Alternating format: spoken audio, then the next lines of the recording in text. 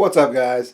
I'm just out in the workshop drilling some Emulsion bleeds, and I was trying to get this cool clip when I learned you don't want to drill and watch the screen on your camera because you're going to break your tiny drill bit.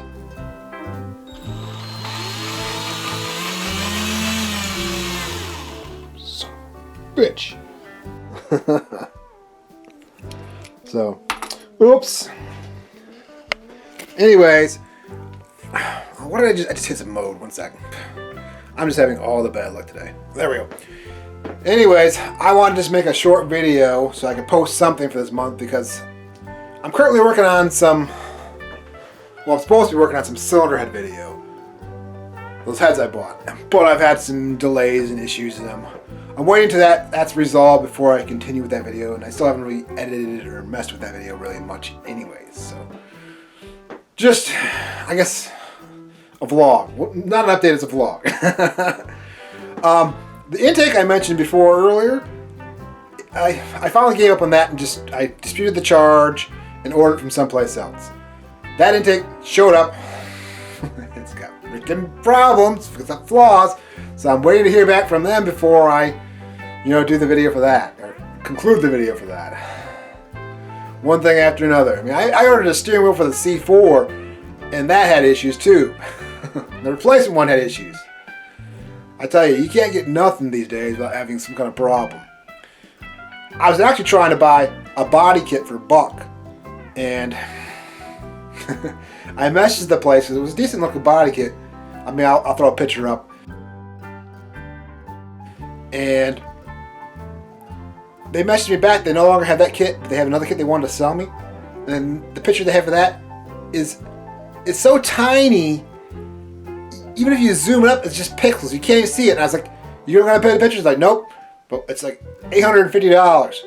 Like, you expect me to pay nearly $1,000 for a kit I can't even see? What is it with people, man? The picture actually looks better when I load it in my video editor. The pixel one was just a screenshot when I blow it up in picture viewer on my computer. Still, it's not great.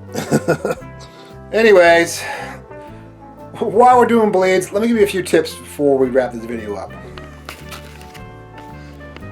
I originally did a drilling bleed video. It was actually one of my first videos. It was about almost 3 years ago, yeah. And a few things I wanted to I didn't mention in that video is, let me switch hands here real quick, is when you're drilling, I like to get the speed set where I want. I like to use slower speed for smaller bits, but I'll set it and then I'll apply pressure. That way I have less of a chance of breaking the bit. Bitch. You can see from my list over here, which I now gotta add the other size, I gotta order some new bits. That one's dull, and that one I must have broke at some point, or it's just gone missing. Now I need a third one. Which, Mint Master Car, you can get them from individual bits. So if you have a kit, like I got this $20 kit I bought years ago, I can buy replacement bits for instead of buying a whole new kit. And they're reasonably priced. I think they're only like not even $2 for a bit. But, size or whatever you want to call it. Anyways, one more tip. I got this little tote or storage thing, whatever, at Menards, but I looked online and they had these at Harbor Freight as well. What I like about this is it comes with all these little individual cases. I mean, they have ones that you have dividers, but you spill the whole thing like a jet bin. It makes a huge mess. With this, where I got the little case so I can keep the bleeds in there, and if I spill it, no big deal. I've finally been trying to organize my bleeds some, and of course, pin gauges, I got those on eBay and they help with that.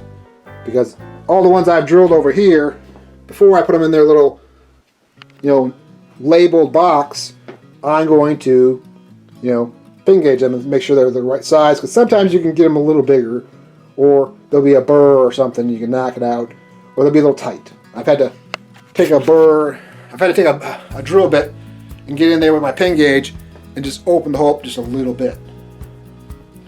One more thing I want to mention too I've been planning to make a road trip to get some parts for Buck.